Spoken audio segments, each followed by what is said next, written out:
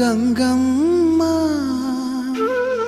కృష్ణమ్మకు చెప్పమ్మ కష్టం కలిగించొద్దని, యమునకు చెప్పమ్మ సాయమునకు వెనకాడొద్దని,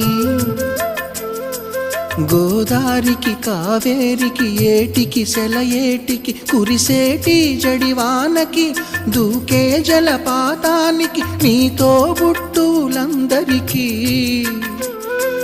చెప్పమ్మా మా గంగమ్మ.